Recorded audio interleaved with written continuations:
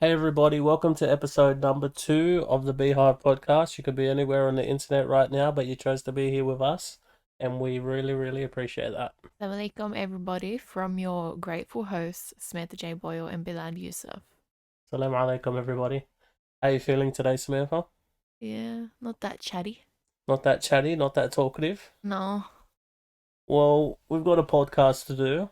Bilal's on a whole chatty wavelength. He basically is peer pressuring me into this podcast right now. No, I'm really not. I just want to give everyone another podcast. I don't want days to go by and we haven't completed another podcast. So here we are. Inshallah, we get a good podcast out. We're actually filming this on Christmas Day, December 25th, December 25th, which 2020. won't make much sense to you guys because you'll probably be hearing this A few weeks late. a few weeks late. Um, how's Christmas Day for a Muslim? How's it for you, Sam? For me, Yeah.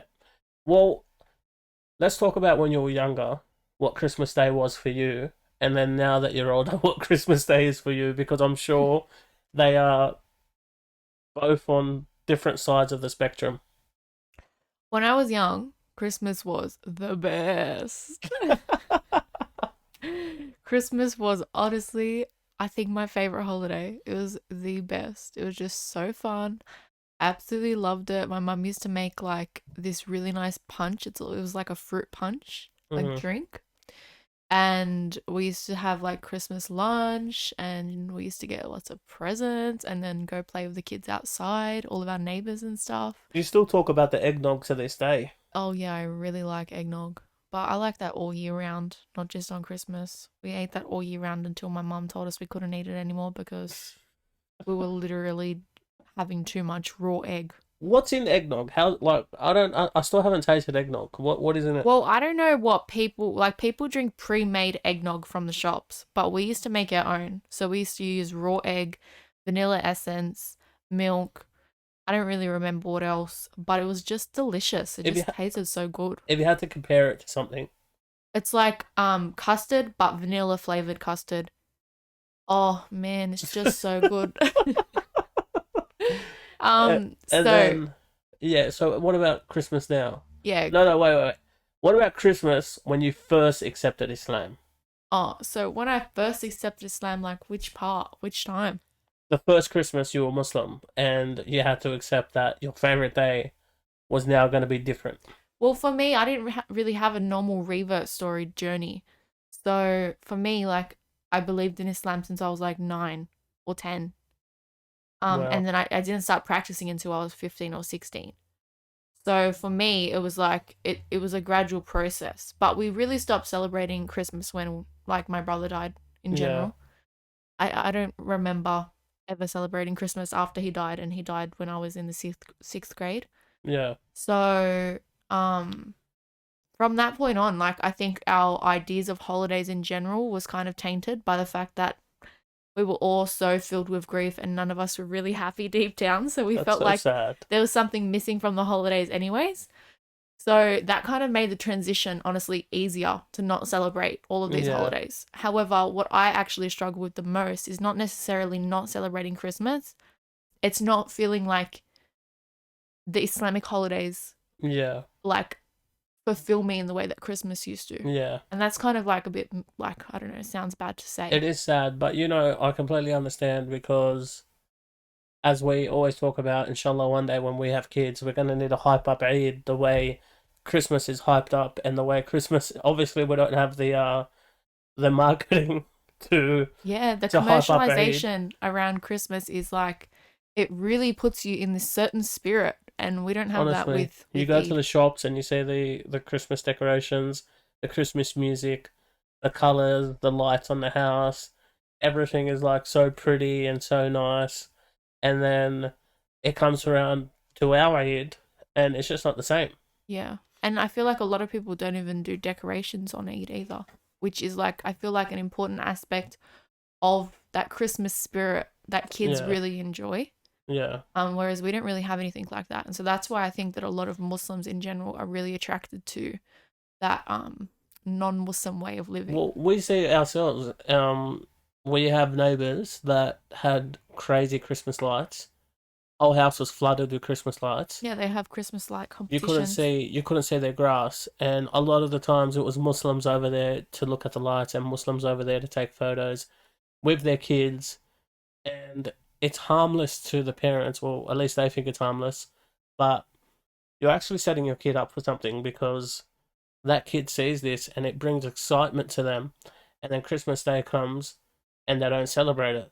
Whereas Eid, they don't have that hype around Eid, and it's just not the same for them. I understand why we don't make it as much of a big deal. Yeah. But I think that living in the West and living in the society that we're currently living in, we need to make our celebrations a lot more exciting Yeah. for our children in order to keep them steadfast.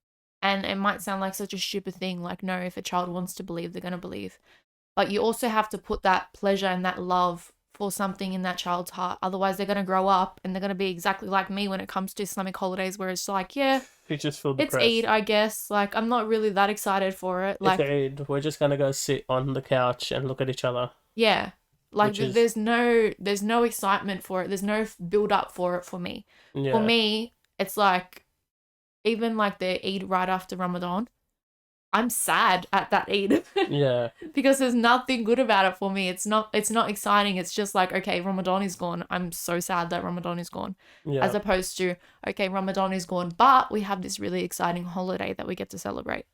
SubhanAllah, if we were to fast in Ramadan the right way, where we were to make so many sacrifices in Ramadan, and we were to, pray proper Taraweeh every night and be steadfast and make sacrifices and make commitments to what we want to do in Ramadan, Eid would be such a goal for us, and it would be such a big milestone Yeah. that when we get to Eid, we'll be so excited for Eid. But what we tend to do, as the you whole know, of Ramadan is a celebration. Ramadan is a celebration. Every single night we're celebrating. Every single night it's a massive feast. Every single night we're just destroying ourselves with food, pretty much. Yeah. And then by the time we get to Eid, it's like, we've been doing this for 30 nights. Yeah. What's the difference? We're finally here. There's no difference. I've eaten every bloody sweet throughout the last 30 days. I get to Eid. What's the difference? We're making what, anab now? Yeah. I had what, anab on the first day of Eid. I'm still not over it. Yeah. First day of Ramadan, sorry. So I feel like those sort of things, and if we do Ramadan the right way, would be more excited for Eid. Yeah. But yeah, and we not don't. even the big Eid. There's so many things that we could do differently that would make our kids more excited People about don't it. even know the big Eid's coming up. Everyone calls it the small Eid. Yeah, everyone Because- thinks it's like, I remember as a kid, it was like, awesome, another day to get money. Yeah. But like we could make that so special, and that's something that I really want to do with our kids, is make that so special, and also teach our children about the reason why we're celebrating Yeah. and what that celebration is for, and teach them about the importance of giving and the importance of sacrifice on that day, and why that story came about and how it came about and why that day is really, really important. And again, that's just something that we don't do, and so we don't have any spirit, we don't have anything surrounding it, like we don't have any excitement or any purpose. It doesn't feel meaning. meaningful. Yeah. Yeah, it doesn't feel meaningful. There's little things that we can do as parents and as the next generation. My parents didn't do these things to try and build up Eid. But as the next generation, you can try and build up Eid for your children, to try and break that cycle, to break that mold, to make Eid something really exciting for your kids, and to try and make it different as opposed to was for you as a child. Yeah. Like And it's not Eid- even about gift giving. Yeah, People it's think that, definitely not. yeah, it's just gifts. You just Yeah. give your kids gifts on Eid and that's it. Everything's great. But Well, really, it's just money these days. yeah. Every kid's getting $50. So now with Christmas, being in a family that did celebrate Christmas, and it was it was a really big holiday for you guys. Do your family, are they excited about Christmas, or everyone's Muslim, or how's it work? Yeah, so because most of us are Muslim, we don't really do anything anymore. I know my mum still really does love Christmas, although Yeah. she doesn't really do anything because literally it's just her and Tiffany that aren't Muslim.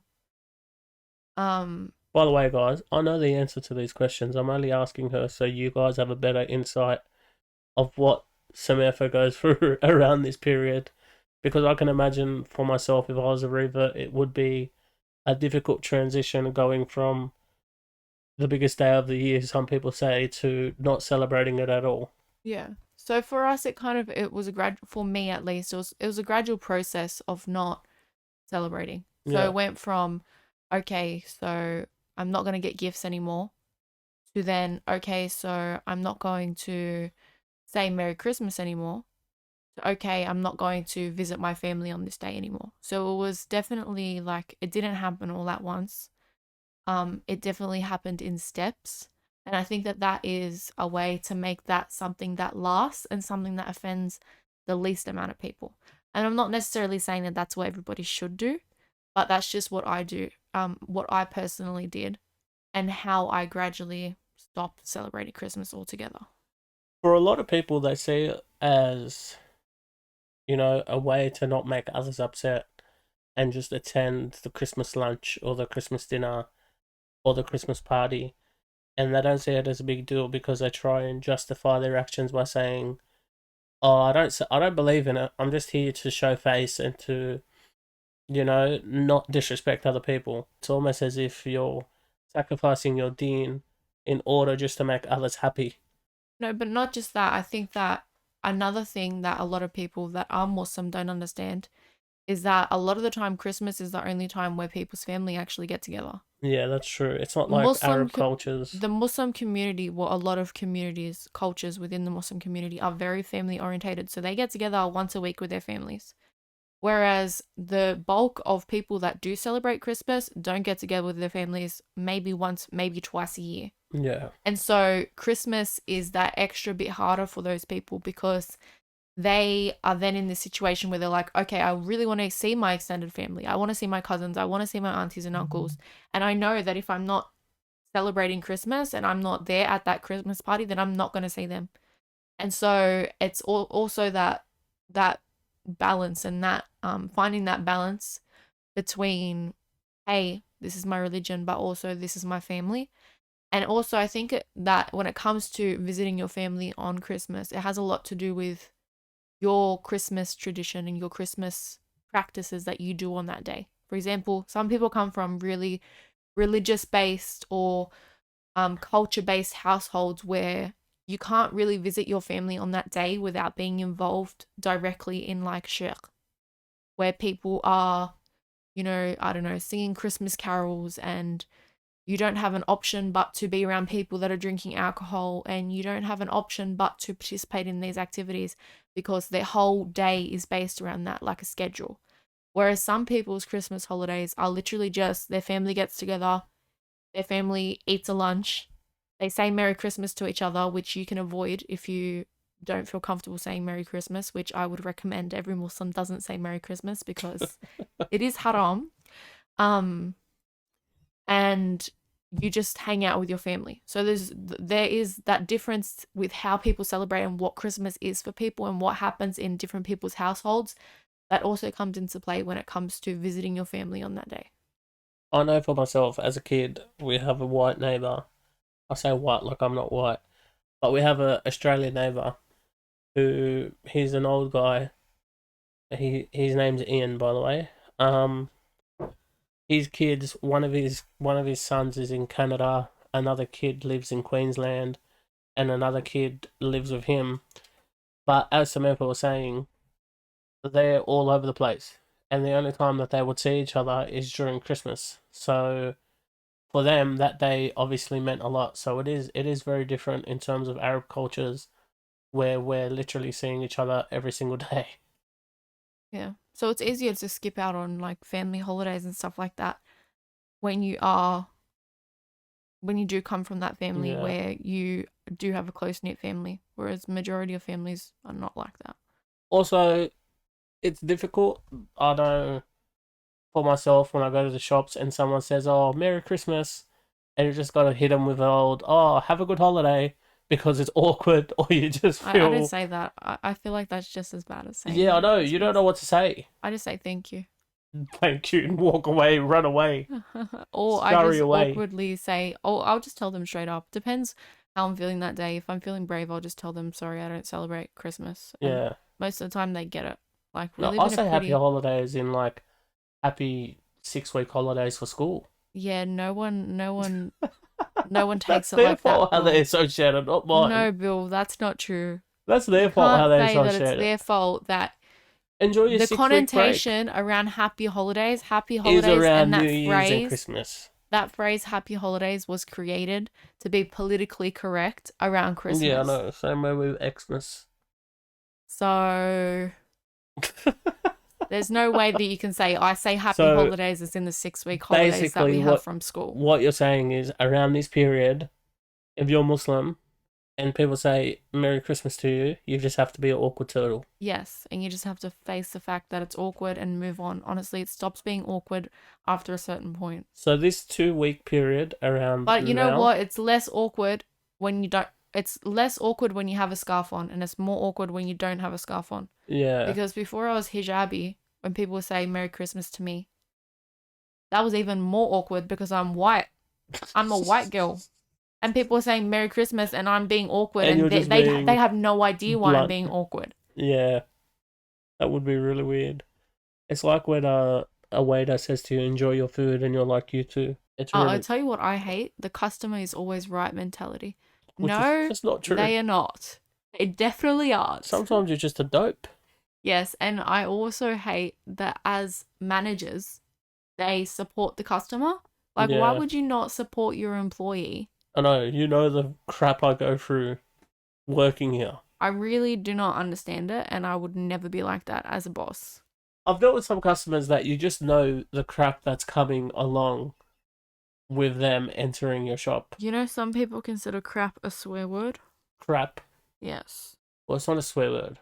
I don't think it is either, but other people think that it is. No. Listen, if you think crap is a swear word, you just need to lighten up. Because No, it's not their fault. That's just the way that word is viewed in their... crap is not a swear word.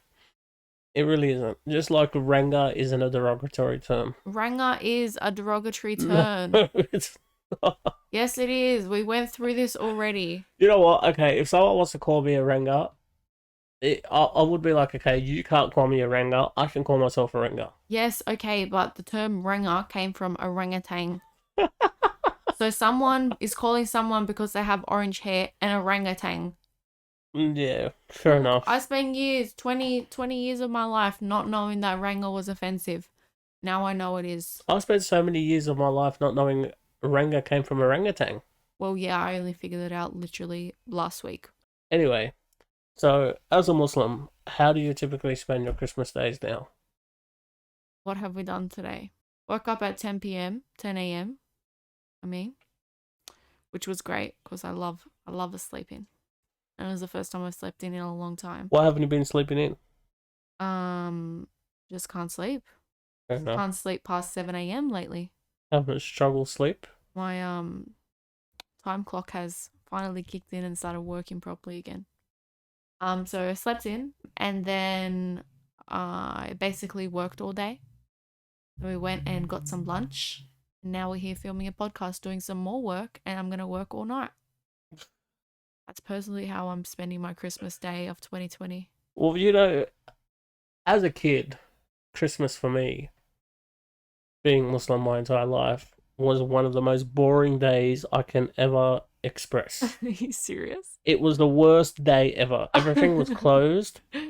What, was it worse because you knew everyone else was And having fun? everyone was enjoying themselves. It's like your friend, it's like your brother gets a toy and you don't get a toy. Oh, that's And you're just hilarious. sitting there and you're just thinking, wow, what did I do wrong to deserve this? Why is my life like this? And it didn't get much better as I got older because it's the same thing. Like, gyms are closed, everything is closed, the movies are closed, you can't even go get food that you want to get. It is really annoying that everything is closed. To the point my mum, 2 days ago, was like, I really need to go to the shops. And I'm like, why? She goes, everything's going to close. And I'm going, Mum, it's only one day everything is going to close. And she was preparing for it like it was a zombie apocalypse or something. It's hilarious. That's how stressed out she was over this 24-hour period. Yeah, because your mum needs to go to the shop every day for some random little thing. It's true. My mum is really bad. But Christmas Day for me, Like, oh, I ran out of cheese. Need to go to the shops. that's literally my mum. Yeah, Christmas Day for me has just been 27 years of boredom. I've had 27 days of just being so bored. I can't express. Fair enough. So, I don't know, when we have kids and that day comes, we might want to have like a Star Wars trilogy day or center some fun around that day so they're not just miserable. So then they start growing up thinking that they celebrated Christmas. How are they celebrating Christmas by watching Star Wars? Well, doing something fun on that day was specifically what I was discussing. First of all, our kids are going to do something fun every day, not just that day. Okay. But what I'm saying is, like, I don't want to just leave them in their room miserable like I was as a kid, What did you do on Eid as a kid? What was peeling Eid paint like? off the wall. What was Eid like for you as a child? Okay, so as a kid, my dad, Allah Hamel, would wake me up really early in the morning to go to the mosque, and I'd do my best impression to pretend I was still asleep, astaghfirullah azim. It was really bad. Or I'd pretend I didn't hear his car You turning know, I've on. never gone for Eid prayer, and I always wanted to. Really? Yeah, never went. Inshallah, we should go next year. Yeah, sure. Why? Yeah, sure. What a pessimist. Inshallah. Inshallah. 2020 was meant to be my year of going for Eid prayer, Yeah, I and know. then Corona hit, and I didn't get to go. The world had different plans. So I apologize if I'm a little bit of a pessimistic person when it comes to me and my opportunity to go for Eid prayer. Yeah, we don't know what next month's gonna bring, let alone 4 months from now. I don't know why. I'm just getting some vibes. Some Premonitions. vibes that there's going to be something that's going to stop me from doing Eid prayer next year. Well, inshallah, it's not something that halts the entire universe like Corona. I don't know. I'm not Because- talking about the entire universe. I'm just talking about my specific self. It's just a vibe that I'm feeling. We'll see what happens next year. Well, be optimistic and inshallah khair. Isn't it at like 7 o'clock in the morning or 6? It's early It's as. so early. That's all I know. Yeah, and my dad would try and drag me out of bed, and I was like, bro, I am not about this. Leave me alone. I just want to sleep and wake up and enjoy the sweets and get some money. But you know what? It's different for you because in my family, like I don't know how many of you guys know, but when I was 16, I moved in with my sister Rebecca and her husband and their kids. So I lived there for about five-ish years. And so they are all Muslim, and so I did have an experience with a Muslim household. And so Eid for us, I always loved Eid morning and we always woke up really early. So the boys would go and pray Eid prayer, but then the girls would stay home. And then when the boys came back, they'll come back with breakfast and we'll eat Eid breakfast together every single morning. see, that's so nice. And it's so nice, and I really loved it. And when I got married and we didn't have Eid breakfast, I cried. I cried that morning. Oh, it's just so depressing, isn't it? Yes, it is depressing because that's literally my favorite part of Eid, and I didn't get to experience it. This year's Eid especially was pretty, like, We didn't do anything. it was pretty depresso. No, this year was horrible. This year was depresso. Yeah. My mum was in hospital that morning. Yeah. Alhamdulillah, she's alright. We went to your tata's, and then we went to your mum's house. And you did a vlog about that day, hey? And the way you made your vlog look was like, so fun, having the best day ever. Yeah. And it was just so not the case. Yeah. Well, it wasn't that bad. And then the big Eid, we did nothing. Yeah, what did we even do that day? We came and stayed in our room, and it was like Christmas Day. It was like Christmas Day for you as a child, except it was Eid. We did Why nothing. did we do that? Because we don't like anyone. Our families are crap, eh? We don't even celebrate anything with them. But yeah, I don't even remember that day. I swear I don't remember it. Yeah. Was that the day we took Nicholas and Vashti those presents? Yes. And then we drove away? Yep. Yeah, that was really the depressing day. Yeah. And What did my family do that day? I don't know, but they had a boring day too. Yeah, they did, hey. That was so weird. Yeah. That had to be my worst Eid ever. That was honestly a horrible Eid. But Sorry I put you through that. You probably think my family is horrible. no, your family do fun Eid games, but they don't let adults play. No, they do. No, they just do kids Eid games. They don't let me play. That's so The sad. only good game that they have is Sarah with the guessing jar Yeah. thing. Yeah. So Sarah, Bill's sister-in-law, every Eid she will have like a jar where you can guess how many items are inside the jar, and it has like lollies, money, snacks, iTunes cards, absolutely like so much cool stuff in there. And basically, if you guess right, then you get to take that home. And you basically do a competition with everyone, like all of the family. And so that is probably the best part of Eid for me. Which to say that a guessing jar is the best part of Eid is just sad. That sounds so sad. But you know what? But anyways, back to my initial When point. you won it, When I won it, that was the best. that's it. That was my first Eid in the family. That was like the best time ever. That was my first Eid in the family. Yeah. But back to your point about your dad having waking you up so early for Eid prayer. That's why it also sucked for you, because you didn't even get to come home to a nice family breakfast. Yeah, no Because idea. you guys didn't do anything until midday when your mum made lunch. Yeah, and it was what anab. Yeah. And your mum Um, makes what anab so much that it's not even special. Yeah, no, there's no special. It's not special at all. I never knew that some people eat one anab like once a month until I came to No, your family. we don't eat it once a month. Yes, you do. We honestly don't. Sam's a bit of an exaggerator, No, you guys. honestly do eat We don't eat it once a month. Yes, we you eat it do. like once every 4 months. No, wallah, no. I swear you eat it once a month. If any of my family are listening to this, please, when you see Samantha, tell her we do not eat what anab once a month. Alright, I know at least you don't eat it once every 4 months. I would say at least every 2 months. Minimum.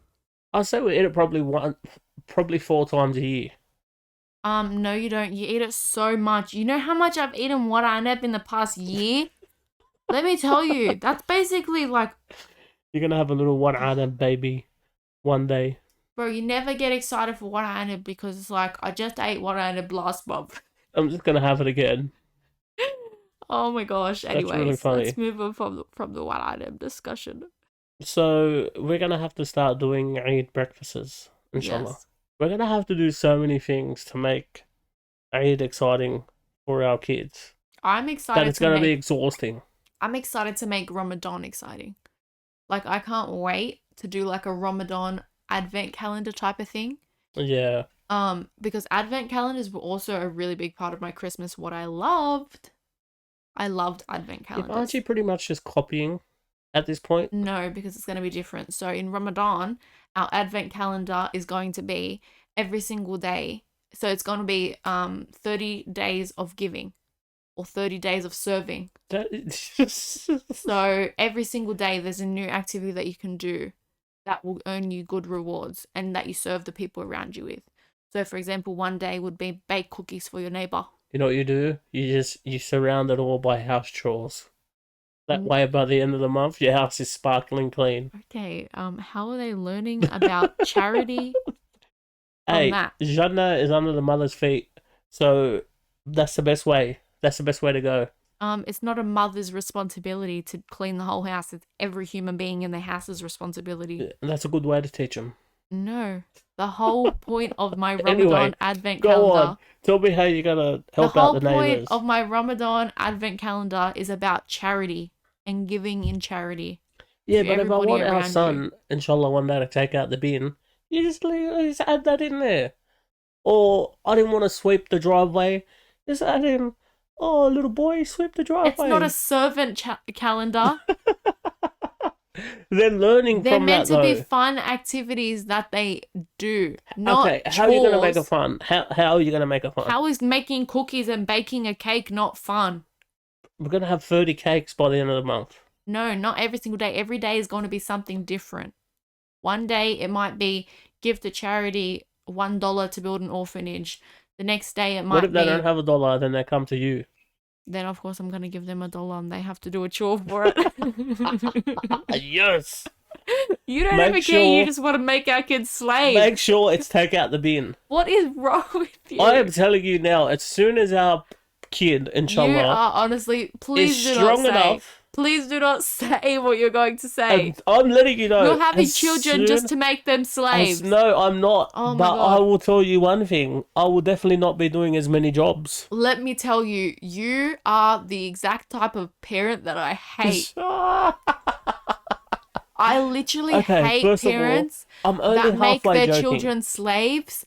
And listen, my goal as a parent is to limit the amount of childhood trauma that I'm going to put my child through. But can I tell you something? You and your household making this child basically a house elf Dobby. Dobby the house elf. Can I tell you something?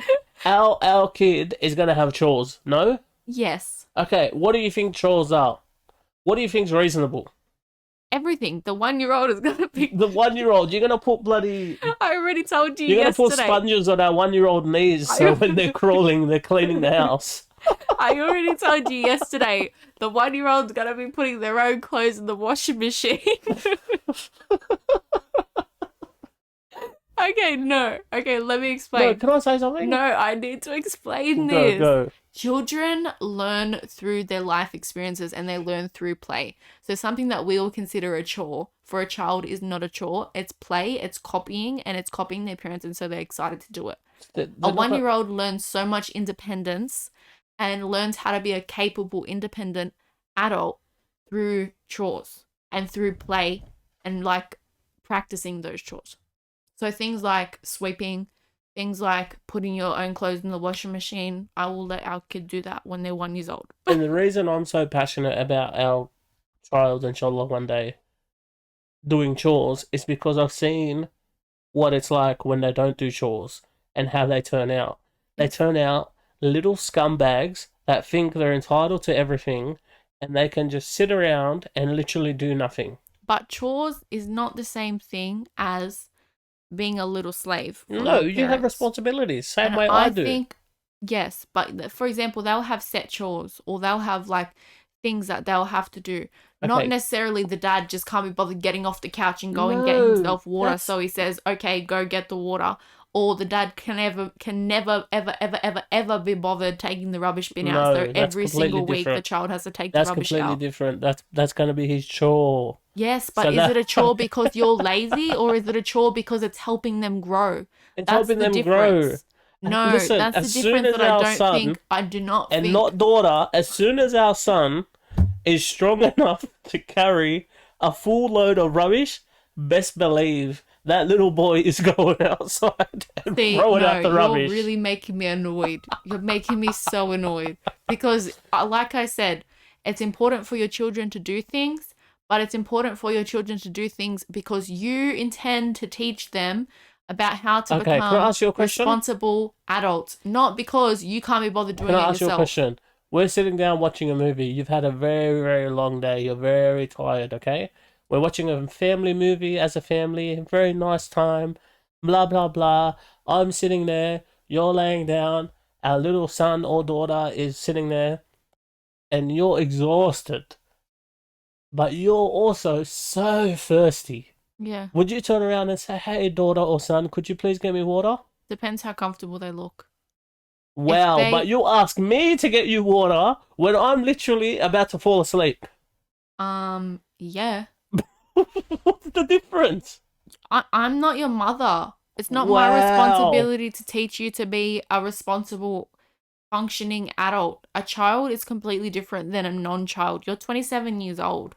What's that got to do with you asking me to get water, but you won't ask your son or Because daughter? you're my husband and you're meant to serve me in the same way that I'm meant to serve you.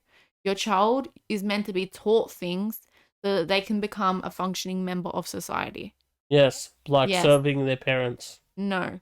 Like, if the child is not the most comfortable child I've ever seen, then probably I will say, hey, can you get me some water?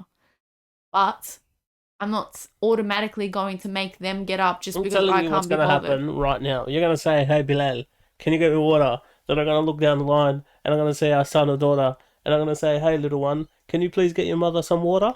And then I'm going to say, no, I asked you to get me the water. And then I'm going to get angry at you and go get the water myself. All right, Hulk. You're not going to get angry. You need to relax. There's nothing wrong with your child doing stuff for you every now and then. I'm not saying be a slave. Literally, you can't even take off your own socks, get them to take off your socks. No, I'm not saying that. But what I am saying is to help you out. Yeah, like what's wrong with them getting you a cup of water if you want a cup of water? Yet again, have you been listening to me? My issue is not them doing things. My issue is why you make them do things. Okay, I'm really tired, and I know this little kid's done nothing all day. Best believe he can get me water. Why? Because the same way he was born in this world to get you water when you're tired. The same way, out of love, if he had a very long day and he was tired, I'd go get him water. No. What do you mean, no? Yes. No. Because you're not teaching your child anything except they have to do what you say. No, that's not true. I would go get my son water. I think it's important to teach your child things and tell them to do things because they're learning something from it. That's their job as children. That's their only job as children, to learn from their experiences. If our kid is anything like you, right, and he's had a long or she's had a long day at preschool, and the kid comes back home, knowing our kid, if it's anything like you, it's going to be buggered. Our kid is just going to be laying around, probably won't even make it to the car. That's how tired our kid's going to be. Okay? If our kid is in the baby seat and it's like, oh, Dad, I'm so thirsty. Can you get me water, please? Yeah, I want to go get him water. Because you're their dad. That's your job and your responsibility. Yet again, that's your job as a parent. That's not their job as a child to just do stuff. I'm not saying it's their job, but it's nice if they do stuff for you out of love. Of course, it's nice that they do stuff for you out of love, but it's not nice that you force them to do stuff hoping they'll love you and love doing it.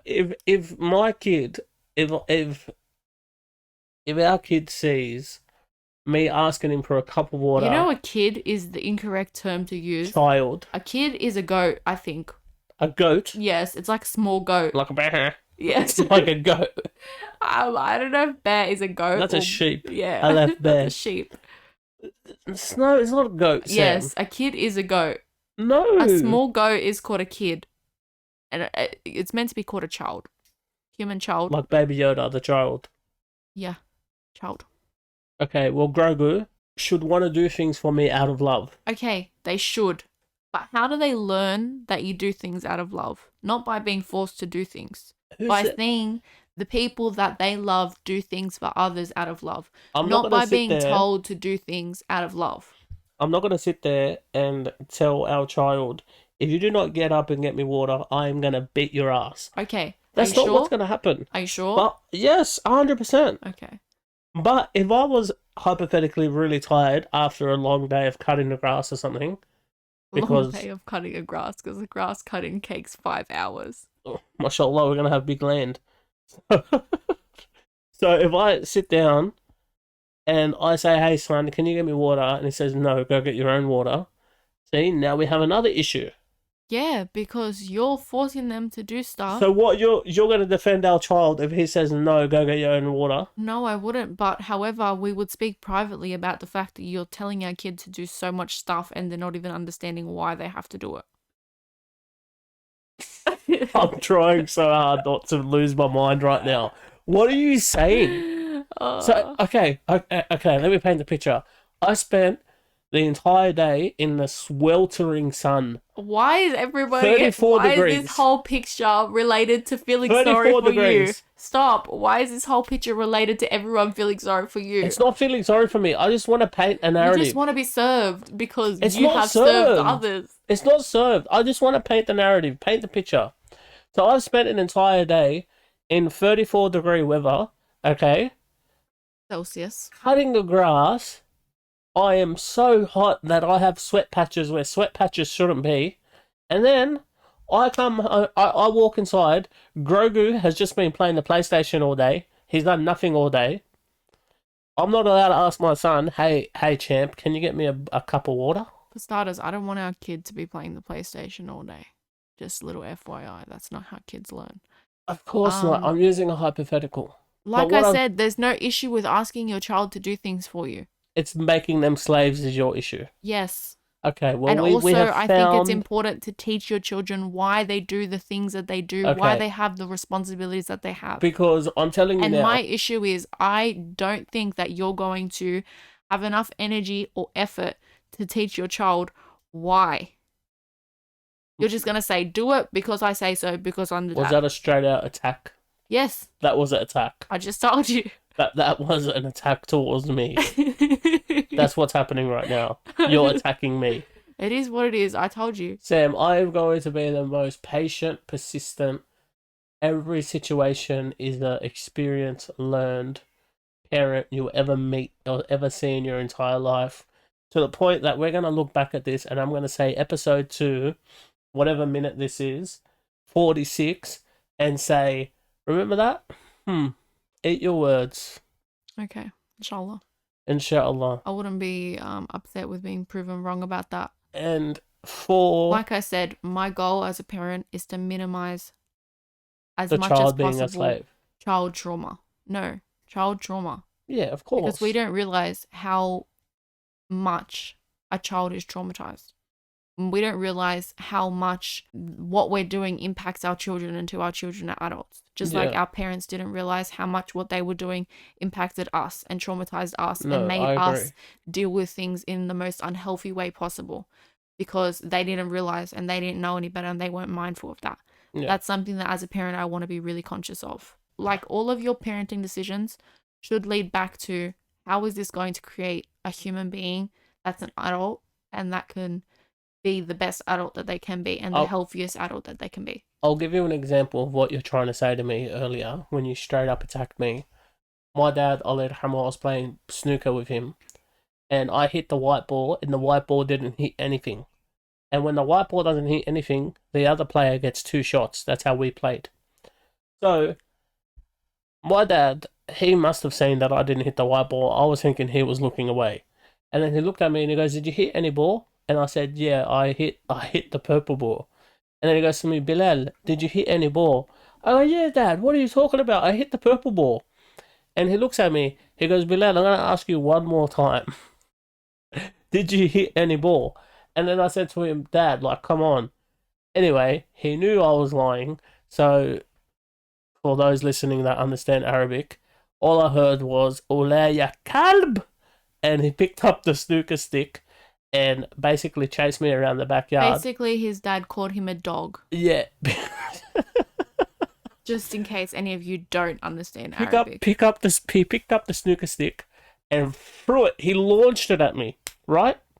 Now, What is the point of this story? the point of this story is my dad didn't explain to me. Your dad was a very reasonable person and you're making him sound like he wasn't. No, he was a very reasonable person, and I wouldn't be telling this story if I was making him out to look like a bad guy, because obviously he wasn't. What I'm saying is, he didn't take the time to explain to me, "Hey, this is why we don't lie. This is why I don't like liars." As Your opposed dad to, really hated liars, that's true. yeah, and my dad despised liars. He absolutely hated them. So his mentality was, "I hate them. I don't want my son to be a liar. So I'm just going to straight up attack him." Yeah. And for me, as a parent, I now look at that and I say, okay, That's definitely the wrong approach. that as a parent, probably shouldn't take that approach. I should probably explain why it's really bad to be a liar. With saying that, he eventually did speak to me, but it wasn't for, wasn't for ages. And yeah, I look back at that time and I really laugh because he was pretty old at the time, and I just remember him chasing me and throwing the snooker stick. I'm sure we all have experiences like that with our parents, where our parents just acted out of emotion rather than out of intentional. Do you know what I think discipline. it is? I think they assume I've put so much into this child. They should know better by now. They should know better. And why are you still being a flop? Like, what is wrong with you? Yeah. And I feel like when they do react like that, it's because it's like, wow, you've got to be kidding me, as if this is what you're doing. Yeah. And I've seen it firsthand with my sister with her kids, where she's tried to talk to them and they still do something that's so stupid. And she's like, "Didn't I just explain this to you?" Yeah, no, I understand. It's really frustrating. So that's the That's our parenting talk. Thank you for listening to this podcast. We went from, okay, relax, like you're straight away just closing it out. No, We I wasn't went closing from, it out. I had some more stuff to say. yeah, but when you say thank you for listening to this podcast, everyone's clicking out. No, they So aren't. you don't want to I say, was going to say listen, thank you you for don't want to listening to this stop. podcast and still being here 50 minutes in. No. What You do don't want to no? say thank you or give the illusion that we're stopping until we're actually stopping, because people are clicking out and that is affecting all of our analytics. We've got podcast police over here. Sorry, I'm a marketing guru. Marketing or something. No, but we started off this conversation about Christmas. Yeah. Then we went to Eid and how boring it is and how much we need to change as parents. And that eventuated in our parenting discussion and possibly slight argument and disagreement. That's how podcasts are, though. That's how they're meant to be. But yes, we resolved that issue. And inshallah, I would love to do a lot more podcasts about parenting. But yeah, if any of you are interested in like learning more about what parenting methods I personally choose to sway towards, I guess, then you can research gentle parenting. And that is an approach that generally I think is the healthiest for your child and minimalizes the amount of childhood trauma. Sam's just so traumatized, she doesn't want to traumatize our kid. I just really want to make sure that I give my child their rights, because I think that a lot of parents don't give their children rights and they only care about their rights their child has to give them. Whereas I would really like to serve my children the best that I can to make them the best people that they can be. For sure. I don't want on the day of judgment my kids to rock up and be like, yeah, I became like this because my mother made me like this. And I think that a lot of parents are going to be in that position and it's really scary. For sure. So better do my part to make my children the best that they can be, and then inshallah ask God to guide them. Amen. All right. Anyways, to wrap this up. Sorry? To wrap this up. Yep. We are 50 plus minutes in. If you're still listening, thank you very much. We appreciate it. This You could be anywhere on the internet right now, and thank you so much. As Bilal said, we appreciate that you're here with us. We'll be providing an episode weekly, as we said last episode. Make sure that you do tune in for the weekly episodes. We're going to be going live every single Monday from this point forward, inshallah. And make sure you also do check out our Patreon page if you would like an extra exclusive Patreon podcast. And please DM our podcast if you have any topics that you'd like us to discuss, or our opinion on something, or even anonymously send us something that's happening in your life and you want our opinion on it. Whatever the situation is. DM the podcast Instagram page. BeeHive Podcast. Yes. We'll answer your down questions below. and we'll try and help you guys out or just have our input. Thank you for listening, guys. With that being said, let us go. Goodbye, good night, good morning, good afternoon. And be safe. Assalamu alaikum. Say I love you to your loved ones. Bilal thinks that you need to make sure that you need to sanitize. Sanitize. That's his favorite line at this Wear point. a mask in corona hotspots. And with that being said, don't forget to vote. Literally not voting. Yeah, I know. I just heard it so many times it did my head in. Okay, with that being said, we're gonna go. Bye. Bye, guys.